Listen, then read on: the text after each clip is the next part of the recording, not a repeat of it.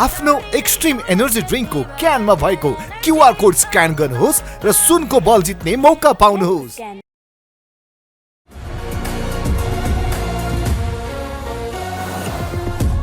अर्जेन्टिनी कप्तान लियोनल मेस्सीले विश्वकप 2026 मा अल्जेरिया विरुद्ध गरेको ह्याट्रिक सायद कसैले पनि बिर्सने छैन। आखिरमा यो उनको विश्वकपमा पहिलो ह्याट्रिक थियो, त्यो पनि विश्वकपका 6 संस्करण खेलिसकेपछि। यही ह्याट्रिकको मद्दतले उनी विश्वकपमा सर्वाधिक गोल गर्ने खेलाडी सूचीको शीर्षमा पुगेका छन्। त्यो भनेको 16 गोल हो। यत्तिकै गोल जर्मनीका मिरोस्लाभ क्लोजले पनि गरेका थिए। मेस्सीकै शब्दमा पनि उनलाई यो ह्याट्रिक गर्व नै रहनेछ।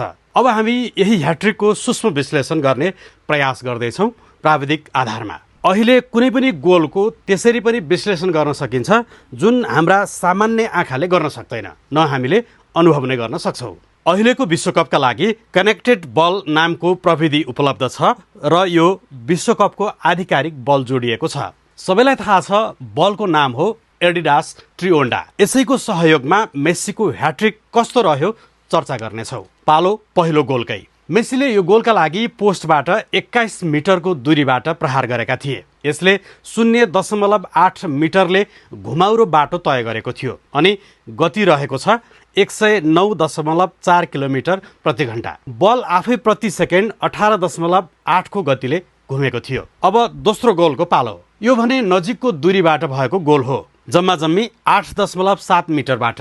यसको गति भने 71.2 किलोमिटर प्रति घण्टा मात्रै रह्यो। अब तेस्रो गोलको पालो। यो भने 106.9 किलोमिटर प्रति घण्टाको दरले प्रहार गरिएको बल थियो अनि दूरी थियो 17.5 मिटर। बल आफै घुमेको भने प्रति सेकेन्ड 6.6 थियो। यो ह्याट्रिक हुँदाको दिनबाट उनको 39औं जन्मदिन धेरै टाढा पनि छैन। तर जसरी मेस्सीले बल प्रहार गरिरहेका छन् त्यो भने नयाँ खेलाडी जत्तिकै थियो। यो ह्याट्रिकको अलग्गै महत्त्व किन पनि छ भने मेस्सीले यो सफलता अर्जेन्टिनाका लागि आफ्नो 200औं खेलमा हात पारे। विश्वकपमा उनको पहिलो गोल र यो ह्याट्रिक बीच पनि 20 वर्षको अन्तर छ। यसले पनि देखाउँछ मेस्सीले कति लामो फुटबल यात्रा तय गरिसकेका छन्। यति हुँदाहुँदै पनि मेस्सीको खेलमा खासै कमी भने आएको छैन, न शक्तिमा न गतिमा।